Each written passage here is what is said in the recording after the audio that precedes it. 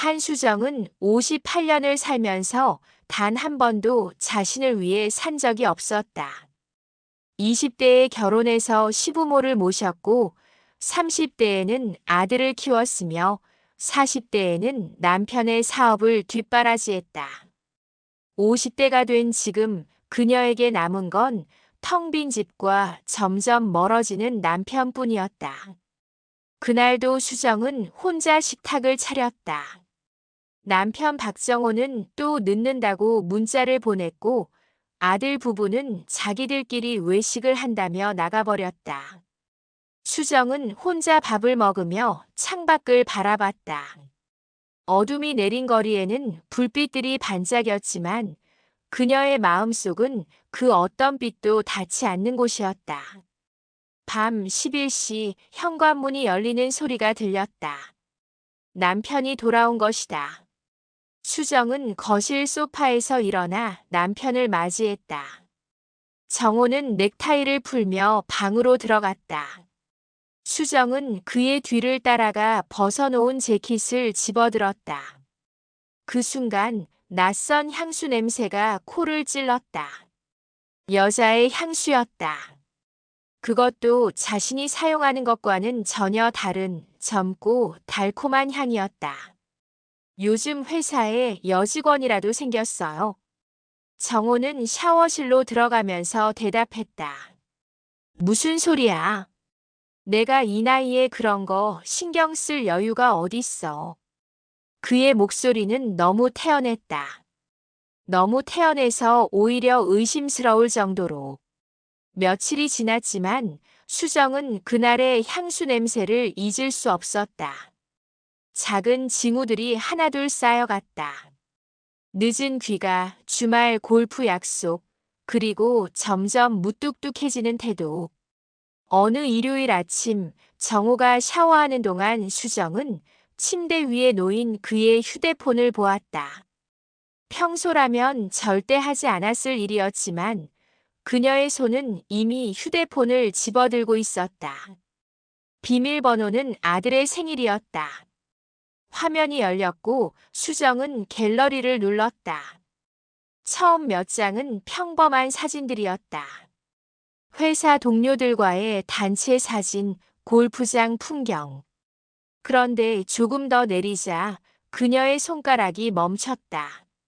사진 속에는 침대에 누워있는 여자가 있었다. 반쯤 가려진 시트 사이로 드러난 어깨와 긴 머리카락. 그리고 옆에 누운 남자의 팔.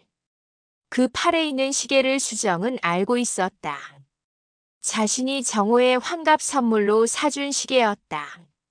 더 충격적인 건 그 여자의 얼굴이었다. 며느리 이서진이었다. 수정은 휴대폰을 떨어뜨릴 뻔했다. 심장이 미친 듯이 뛰었다. 숨이 막혔다. 화장실에서 샤워 소리가 멈췄고 정호가 나올 기미가 보였다. 수정은 재빨리 휴대폰을 원래 자리에 놓고 침대에서 일어났다. 그날 저녁 며느리가 저녁 준비를 도우러 왔다. 서진은 평소처럼 밝게 웃으며 주방으로 들어왔다. 수정은 그녀를 바라봤다. 맑은 눈, 순한 미소. 3년 전 이 집에 처음 왔을 때부터 서진은 완벽한 며느리였다. 아침마다 시부모님께 인사를 드렸고 명절이면 새벽부터 일어나 제사 준비를 도왔다. 수정은 서진을 딸처럼 아꼈다. 저녁 식사 자리에서 네 사람이 모였다. 정호는 TV를 보며 밥을 먹었고 아들 준호는 휴대폰만 들여다봤다. 서진은 계속 반찬을 권했다. 정호는 며느리에게 미소를 지었다. 그 미소가 평소보다 조금 더 오래 지속됐다. 수정은 그걸 놓치지 않았다. 다음 날부터 수정은 남편을 관찰하기 시작했다. 그의 스케줄을 체크하고 외출 시간을 기록했다. 그리고 며느리의 행동도 살폈다. 금요일 저녁 정호는 또 늦는다고 했다. 수정은 택시를 타고 그가 자주 간다던 레스토랑 앞에 갔다. 30분을 기다리자 익숙한 차 한 대가 주차장에 들어섰다. 남편의 차였다. 그리고 조수석에서 내린 사람은 서진이었다. 두 사람은 레스토랑으로 들어가지 않았다. 대신 길 건너편에 있는 작은 호텔로 걸어갔다. 정호는 서진의 허리에 손을 올렸고 서진은 그의 어깨에 머리를 기댔다. 마치 오랜 연인처럼 자연스러웠다. 수정은 그 광경을 멀리서 지켜봤다. 눈물이 흘렀지만 그녀는 소리내어 울지 않았다. 집으로 돌아온 수정은 혼자 술을 마셨다. 평생 술을 입에 대지 않던 그녀가 소주병을 열었다. 첫 잔이 목을 타고 내려갈 때 그녀는 이를 악물었다. 두 번째 잔을 마실 때쯤 그녀는 결심했다. 증거를 모으기로. 다음 날 아침 수정은 탐정 사무소를 찾았다. 작은 사무실에서 중년의 탐정이 그녀를 맞이했다. 남편분이 바람을 피우시는 것 같다고요? 네, 확실한 증거가 필요해요. 상대가 누군지 아십니까? 수정은 잠시 망설이다가 말했다. 제 며느리예요. 탐정은 눈을 크게 떴다. 30년 경력이지만 이런 케이스는 처음이었다. 수정은 탐정에게 정호의 일정을 알려줬다. 매주 금요일 저녁 그리고 가끔 주말 오전. 탐정은 2주간 미행과 촬영을 약속했다. 그 2주 동안 수정은 평소와 다름없이 생활했다. 아침을 차리고 청소를 하고 며느리에게 친절하게 대했다. 하지만 밤마다 그녀는 혼자 울었다. 베개를 입에 물고 소리 없이 울었다. 30년을 함께 산 남편이 자신의 며느리와 침대를 공유한다는 사실이 믿기지 않았다. 2주 후 탐정으로부터 전화가 왔다. 수정은 사무실로 찾아갔다. 탐정은 두꺼운 봉투를 건넸다. 죄송합니다. 사실이었습니다. 봉투 안에는 수십 장의 사진이 있었다.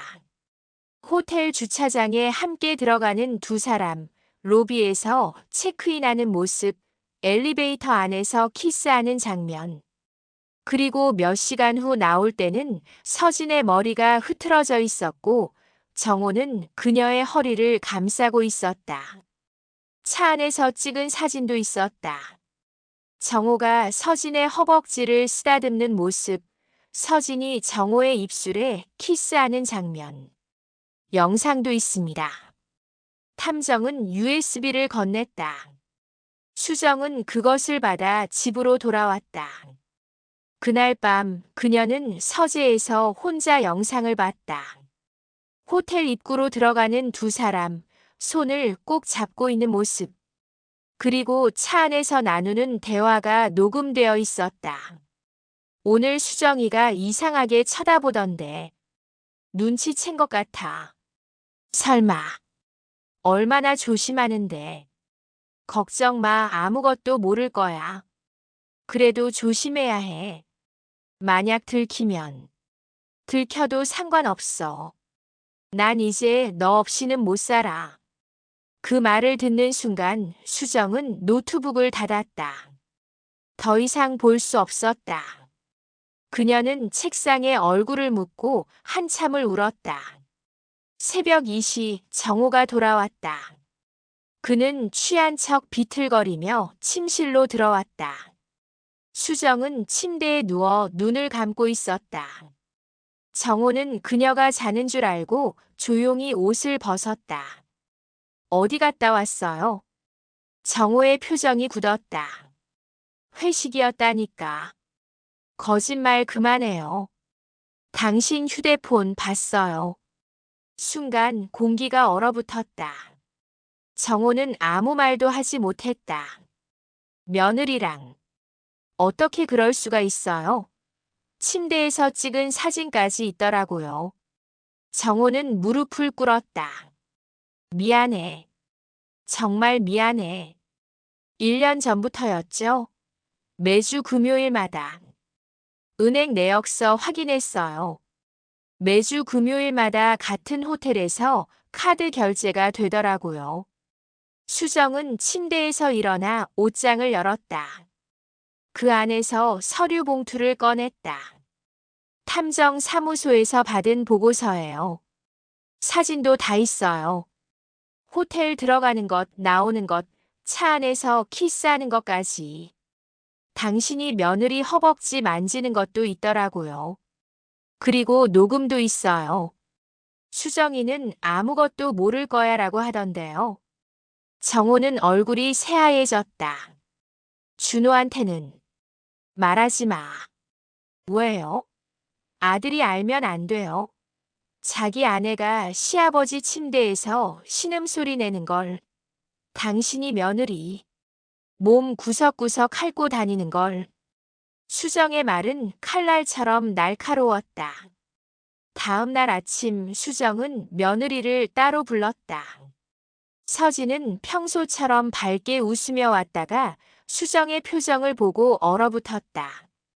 시아버지랑 자고 있지. 서진의 얼굴에서 혈색이 사라졌다. 거짓말하지 마. 다 알아. 호텔 사진도 있고 차 안에서 혀 꼬는 것도 찍혔더라. 아버님 바지 짚어내리는 것도 있고. 수정은 휴대폰을 꺼내 사진을 보여줬다. 탐정이 찍은 사진들이었다. 서진은 그 자리에 주저앉았다. 죄송해요. 죄송하다고? 내 남편 침대에서 다리 벌리면서 60살 늙은이 자지 빨면서 어머니, 저도 어쩔 수 없었어요. 사랑해버렸어요. 시아버지를, 할아버지 뻘 되는 남자를, 당신 남편 아버지를. 준호는 저를 안 봐요. 매일 게임만 하고 저랑 대화도 안 하고 밤에도 관심 없어요. 저는 너무 외로웠어요. 외로우면 시아버지 자지나 빨아. 내 남편 아버지 정액이나 받아먹어. 수정의 말은 가시 돋친 것 같았다. 서진은 울기 시작했다. 아버님은 달랐어요. 저를 여자로 봐줬어요. 제 몸을 만지면서 예쁘다고 했어요. 준호는 저를 그냥 가사도우미처럼 대하는데. 그래, 여자로 봐줬겠지. 벗겨놓고 만지면서. 호텔 침대에서 신음소리 내게 만들면서. 당장 짐 싸서 나가. 이혼 서류는 내가 준비할게. 어머니, 제발요. 한 번만. 한 번. 1년 넘게 매주 받고 박히면서 한 번이라고. 당신 보지에 내 남편 정액 얼마나 쏟아부었는데. 10번, 20번, 아니면 100번. 서진은 바닥에 엎드려 울었지만 수정은 단호했다. 3일 안에 나가. 안 그러면 준호한테 침대 사진 다 보낼 거야. 당신이 시아버지 위에 올라타서 허리 흔드는 것도 있어. 하지만 수정은 기다리지 않았다. 그날 저녁 그녀는 아들을 불렀다. 준호야, 서진이가 바람피는 거 알고 있니? 준호는 여전히 휴대폰을 보고 있었다. 그럴 리 없어요. 이것도. 수정은 USB를 준호의 노트북에 꽂았다. 화면에 영상이 재생됐다. 탐정이 촬영한 영상이었다. 호텔 로비에서 엘리베이터를 타는 정호와 서진. 그리고 몇 시간 후 옷을 추스르며 나오는 두 사람. 서진의 머리는 흐트러져 있었고 정호는 그녀의 허리를 감싸고 있었다. 차 안에서 찍은 영상도 있었다. 두 사람이 키스하는 모습, 정호가 서진의 가슴을 만지는 장면. 준호의 손에서 휴대폰이 떨어졌다. 이게 뭐야? 합성 아니야. 내 아내가 내 아버지 자지 빨아주는 거야. 3층 서랍 봐봐. 침대 사진도 있어. 두 사람 알몸으로 누워있는 것도. 준호는 비틀거리며 서랍을 열었다. 그 안에는 수십 장의 사진이 있었다. 호텔 침대에서 옷을 벗은 두 사람, 키스하는 모습, 서진이 정호의 가슴에 기댄 채 웃고 있는 사진. 그리고 더 적나라한 사진들도 있었다. 아버지도 알고 있어요. 당사자가 바로 내 아버지야. 1년 넘게 내 마누라 보지에 싸고 다녔어. 매주 금요일마다. 같은 호텔, 같은 방에서. 준호는 그 자리에 주저앉아 울기 시작했다. 35년을 살면서 가장 큰 배신이었다. 아내에게도 아버지에게도 동시에 버림받은 것이었다. 왜 나한테는 아무 말도 안 했어요? 언제부터 알고 있었어요? 2주 전에 확인했어. 그 전에는 의심만 했고. 그럼 그동안 아무렇지도 않게. 그래, 아무렇지도 않게 밥 차려주고 빨래하고 며느리한테 웃어줬지. 내가 미친 것 같았어. 하지만 확실한 증거가 필요했어. 준호는 사진들을 하나하나 넘겨보며 울었다. 그의 아내와 아버지가 함께 있는 모습. 그들이 나누는 키스, 포옹, 그리고 더 은밀한 순간들. 3년 동안 함께 산 아내가 자신의 아버지와 이런 관계였다는 게 믿기지 않았다. 그날 밤 준호는 집을 나갔다. 서진도 짐을 싸서 떠났다. 정호는 서재에 틀어박혀 나오지 않았다. 수정은 혼자 거실에 앉아 있었다. 텅 빈 집, 깨진 가족. 하지만 그녀는 후회하지 않았다. 진실은 언젠가 밝혀져야 했다. 다음 날 수정은 변호사를 만났다. 이혼과 재산 분할을 준비했다. 변호사는 증거들을 검토하며 고개를 끄덕였다. 이 정도면 유책 배우자가 명확합니다. 재산의 70%도 가능합니다. 그렇게 해주세요. 30년을 참고 살았으니 그만큼은 받아야죠. 한 달 후 이혼 조정이 성립됐다. 수정은 집과 예금 그리고 정호가 가진 부동산의 대부분을 받았다. 정호는 반항하지 못했다. 증거가 너무 명확했고 며느리와의 관계라는 점이 법적으로도 더 불리하게 작용했다. 회사에서도 소문이 퍼져 그는 결국 사직했다. 60세의 일자리도 가족도 재산도 잃은 셈이었다. 3개월 후 수정은 도심 한복판에 작은 카페를 열었다. 간판에는 다시 커피라고 적혀 있었다. 카페는 조용하고 아늑했다. 베이지색 벽과 나무 가구 그리고 창가에 놓인 화분들.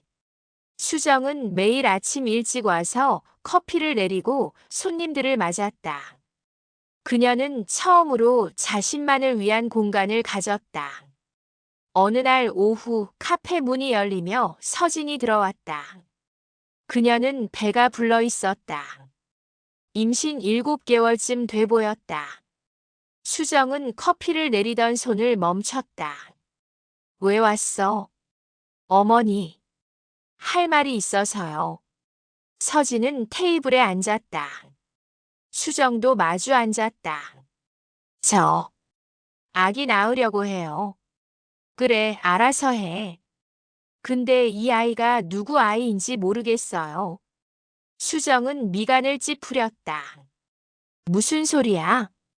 준호랑도 자고 아버님이랑도 자고. 날짜 계산해 보니까 둘 다 가능해요. 배란일이 딱 그 사이였어요. 수정은 한숨을 쉬었다. 정말 끝까지 한심하네. 그래서 나한테 왜 온 거야? 혹시 이 아이를 어머니가 키워주실 수 있을까요? 미쳤어. 저는 이 아이를 키울 자신이 없어요. 아버님도 연락 끊었고 준호도 저를 안 받아줘요. 부모님한테도 말 못했어요. 혼자서는 못 키워요. 낳자마자 입양 보내려고 했는데 그게 안 되더라고요. 마음이. 수정은 서진을 한참 바라봤다. 한때는 딸처럼 아꼈던 며느리. 하지만 지금은 남편을 빼앗아간 여자일 뿐이었다. 좋아. 나. 그리고 내가 키울게. 서진은 눈물을 흘렸다. 정말요? 왜? 왜 저한테 이렇게 해주세요? 아이한테는 죄가 없으니까. 그리고 이건 너를 위한 게 아니야. 내 손주를 위한 거지. 누구 아이든 내 손주일 테니까. 대신 조건이 있어. 너는 아이를 낳고 나서 다시는 이 아이 앞에 나타나지 마. 법적으로도 친권 포기하고. 그리고 출생신고도 내 이름으로 할 거야. 내가 엄마라는 사실 자체를 지울 거야. 서진은 고개를 끄덕였다. 알겠어요. 그렇게 할게요. 2년 후 카페 한쪽 구석에서 수정은 손주를 안고 있었다. 아이는 밝게 웃으며 그녀를 올려다봤다. 곱슬곱슬한 머리에 동그란 눈. 수정을 닮았는지 준호를 닮았는지 알 수 없었지만 예쁜 아이였다. 할미. 그래, 우리 예쁜이. 카페 문이 열리며 준호가 들어왔다. 그는 많이 달라져 있었다. 더 단단해 보였고 눈빛도 예전과 달랐다. 헬스를 시작했는지 어깨도 넓어졌고 옷차림도 깔끔해졌다. 엄마, 제가 데리고 갈게요. 그래, 오늘은 내가 돌봐. 준호는 아이를 안았다. DNA 검사 결과 아이는 준호의 딸이었다. 수정은 그 결과를 보고 안도했다. 최소한 정호의 아이가 아니라는 게 다행이었다. 준호는 이혼 후 새로운 일을 시작했다. 작은 스타트업에서 일하며 점점 성장하고 있었다. 게임도 끊었고 자기 개발에 집중했다. 그는 더 이상 무기력한 남자가 아니었다. 엄마, 저 새로 만난 사람이 있어요. 그래? 좋은 사람이니? 네, 회사 동료인데요. 착하고 성실해요. 이번엔 제대로 볼게요. 엄마처럼 고생시키지 않을게요. 수정은 아들의 어깨를 두드렸다. 잘했어. 내 인생 제대로 살아. 그게 엄마한테 효도하는 거야. 정호는 가끔 카페 앞을 지나갔지만 들어오지 않았다. 수정은 그를 용서하지 않았지만 미워하지도 않았다.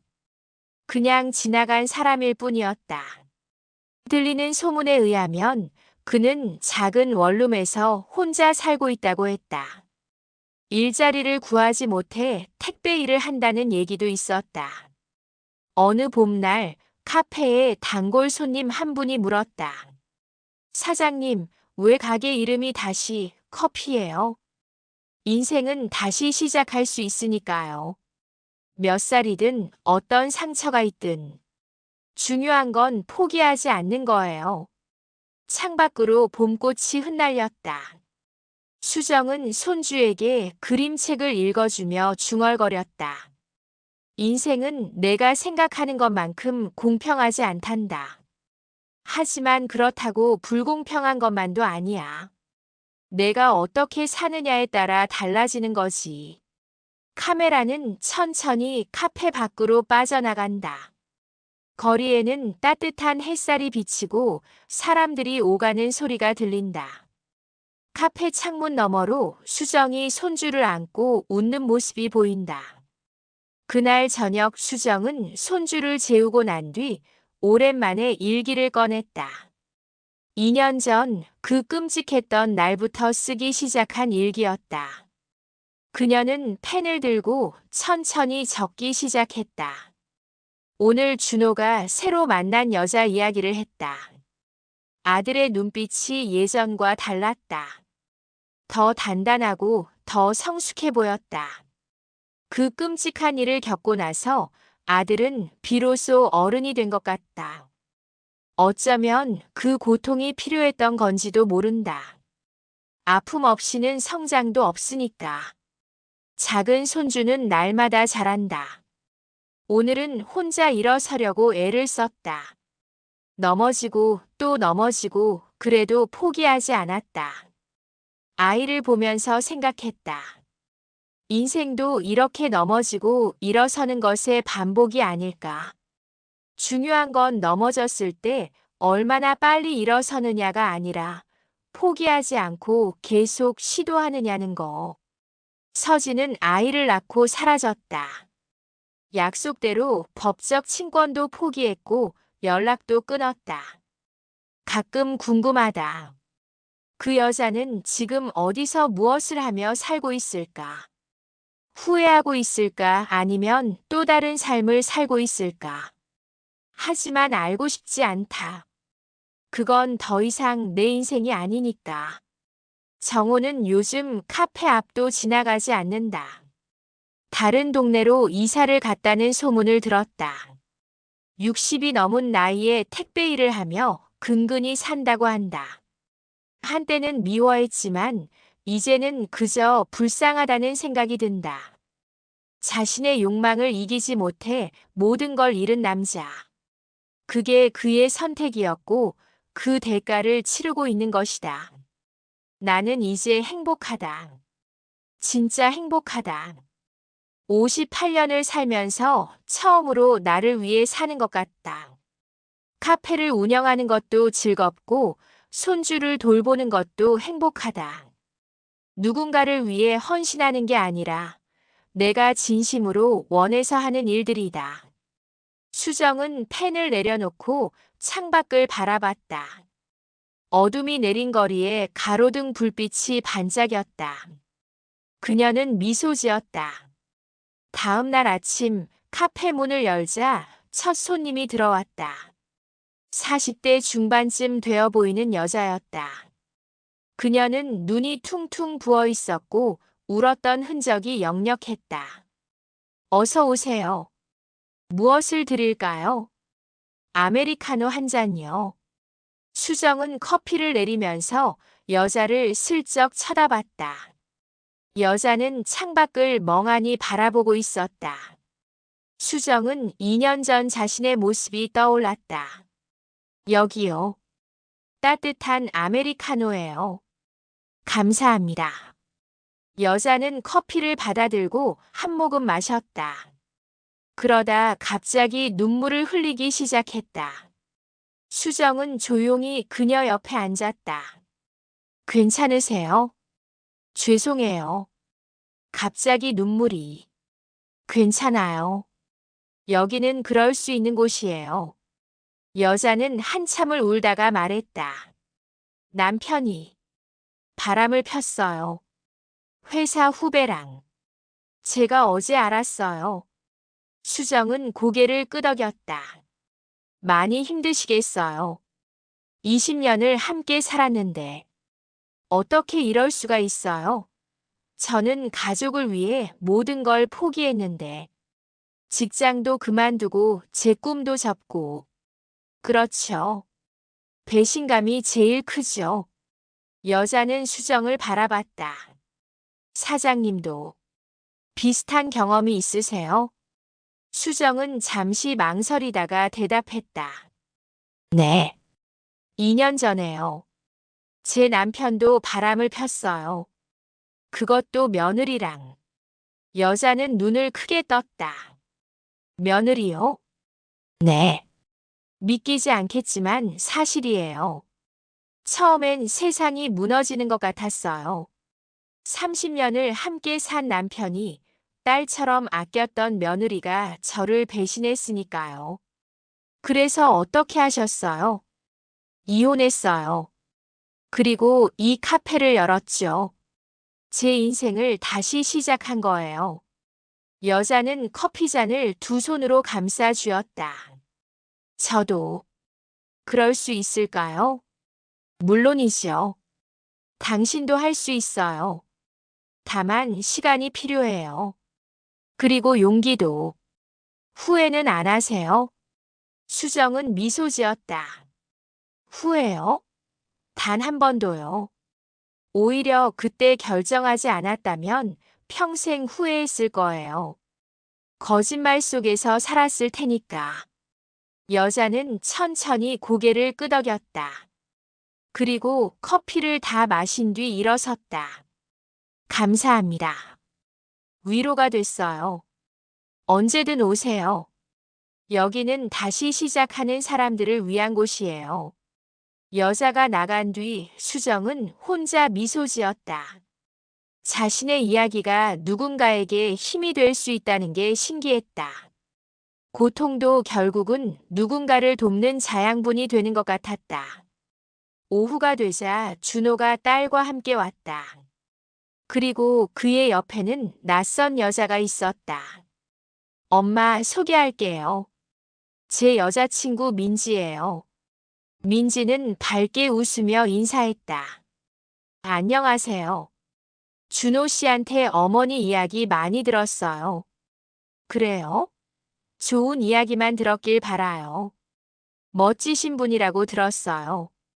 혼자 힘으로 이 카페를 여시고 손주까지 키우신다고. 수정은 민지를 찬찬히 살펴봤다. 맑은 눈빛, 따뜻한 미소. 그리고 무엇보다 준호를 바라보는 눈빛이 진심 어려 보였다. 앉으세요. 커피 대접할게요. 네 사람은 테이블에 둘러앉았다. 손주는 민지의 무릎에 앉아 장난감을 가지고 놀았다. 민지는 아이를 자연스럽게 돌봤고 아이도 그녀를 좋아하는 것 같았다. 민지 씨는 무슨 일 하세요? 저는 초등학교 교사예요. 3학년 담임을 맡고 있어요. 아이들을 좋아하시나 봐요. 네, 정말 좋아해요. 언젠가는 제 아이도 갖고 싶고요. 준호가 민지의 손을 잡았다. 수정은 아들이 행복해 보여서 마음이 놓였다. 엄마, 저희 결혼하려고 해요. 그래, 좋은 일이네. 민지는 제 과거도 다 알고 있어요. 이혼한 것도 딸이 있는 것도. 그래도 괜찮대요. 민지가 말했다. 과거는 과거일 뿐이에요. 중요한 건 지금과 미래니까요. 그리고 이 아이가 있어서 오히려 좋아요. 처음부터 엄마가 될 수 있잖아요. 수정은 눈시울이 뜨거워졌다. 아들이 좋은 사람을 만났다는 게 감사했다. 고맙습니다. 우리 준호 잘 부탁해요. 제가 더 잘할게요. 어머니. 그날 저녁 수정은 오랜만에 행복한 마음으로 잠자리에 들었다. 모든 게 제자리를 찾아가고 있었다. 무너졌던 가족이 다른 형태로 다시 만들어지고 있었다. 창밖으로 달빛이 비쳤다. 수정은 눈을 감으며 생각했다. 인생은 끝이 아니라 계속되는 것이다. 아무리 힘든 일이 있어도 결국 시간은 흐르고 상처는 아문다. 그리고 그 자리에 새로운 것이 자란다. 며칠 후 카페에 택배가 왔다. 발신인을 보니 이서진이었다. 수정은 잠시 망설이다가 상자를 열었다. 안에는 편지 한 장과 통장이 들어있었다. 어머니께 그동안 정말 죄송했습니다. 제가 저지른 일은 용서받을 수 없다는 걸 압니다. 하지만 제 딸만큼은 행복하게 자랐으면 좋겠습니다. 이 통장은 제가 2년 동안 모은 돈입니다. 아이를 위해 써주세요. 저는 이제 다른 도시로 떠납니다. 다시는 연락드리지 않겠습니다. 제 딸을 잘 부탁드립니다. 그리고 정말 죄송합니다. 수정은 편지를 접었다. 용서할 수는 없었다. 하지만 이제는 미워하지도 않았다. 그저 각자의 삶을 살아가는 것뿐이었다. 통장을 보니 2천만 원이 입금되어 있었다. 수정은 그 돈으로 손주 이름의 적금을 들었다. 언젠가 아이가 크면 이 이야기를 해줄 것인가? 아니면 평생 비밀로 할 것인가? 아직 결정하지 못했다. 하지만 시간이 답을 알려줄 것이다. 카페는 날로 번창했다. 입소문이 나면서 손님들이 늘었다.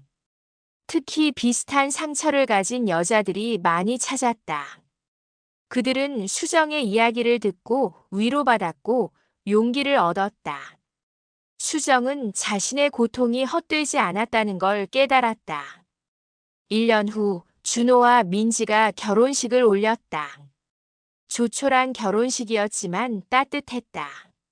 손주는 꽃을 뿌리는 역할을 맡았고 하객들은 웃으며 축하해줬다. 수정은 단상에 올라 축사를 했다. 인생은 항상 계획대로 되지 않습니다. 때로는 예상치 못한 고통이 찾아오고 배신을 당하기도 합니다. 하지만 중요한 건 그 고통 속에서 무엇을 배우느냐입니다. 저는 배신을 통해 제 자신을 찾았고 아들은 고통을 통해 성장했습니다. 그리고 오늘 우리는 새로운 가족을 맞이합니다. 준호야, 민지 씨 행복하세요. 그리고 서로를 소중히 여기세요. 사랑은 소유가 아니라 존중입니다. 하객들이 박수를 쳤다. 수정은 단상에서 내려와 신랑 신부를 안아줬다. 준호는 어머니의 품에서 울었다. 엄마 고마워요. 엄마가 아니었으면 저는 여기까지 못 왔을 거예요. 아니야. 내가 해낸 거야. 엄마는 그냥 옆에 있었을 뿐이야. 결혼식이 끝나고 집으로 돌아온 수정은 거울을 봤다. 60세가 된 자신의 얼굴. 주름이 늘었지만 눈빛은 2년 전보다 밝았다. 그녀는 거울 속 자신에게 말했다. 잘했어. 정말 잘했어. 그날 밤 수정은 다시 일기를 꺼냈다. 오늘 아들이 결혼했다. 정말 행복한 하루였다. 2년 전 그 끔찍한 날을 생각하면 기적 같은 일이다. 우리는 모두 성장했다. 고통을 딛고 일어섰다. 그리고 새로운 사랑을 찾았다. 가끔 생각한다. 만약 그날 참았다면 어땠을까? 남편의 바람을 모른 척하고 며느리의 배신을 덮어뒀다면 아마 나는 평생 불행했을 것이다. 거짓말 속에서 살았을 것이다. 진실은 아프지만 거짓보다는 낫다. 이제 나는 진짜로 자유롭다. 누구에게도 속박받지 않는다. 내 선택으로 살아간다. 그리고 이것이 내가 아들에게 물려줄 수 있는 가장 큰 유산이다. 어떤 상황에서도 자신을 지키는 법. 배신당해도 무너지지 않는 법. 그리고 다시 일어서는 법. 수정은 펜을 내려놓고 창밖을 바라봤다. 밤하늘에 별이 반짝이고 있었다. 그녀는 미소 지으며 불을 껐다. 카페 다시, 커피는 오늘도 문을 연다. 그리고 상처받은 사람들이 찾아온다. 수정은 그들에게 커피를 내려주고 이야기를 들어준다. 때로는 자신의 이야기도 들려준다. 그렇게 서로의 아픔을 나누고 위로하고 다시 일어설 힘을 얻는다. 인생은 한 번의 배신으로 끝나지 않는다. 그것은 새로운 시작의 신호일 뿐이다. 중요한 건 그 신호를 어떻게 받아들이느냐다. 무너질 것인가 아니면 일어설 것인가. 수정은 일어서기로 선택했다. 그리고 그 선택은 그녀의 인생을 완전히 바꿔놓았다. 저 멀리 카페 불빛이 따뜻하게 빛난다. 그 안에서 한 여자가 커피를 내리고 있다. 그녀의 얼굴에는 평화로운 미소가 번진다. 이것이 진짜 행복이다. 누군가를 위해서가 아니라 자신을 위해 사는 것. 그것이 바로 수정이 찾은 답이었다.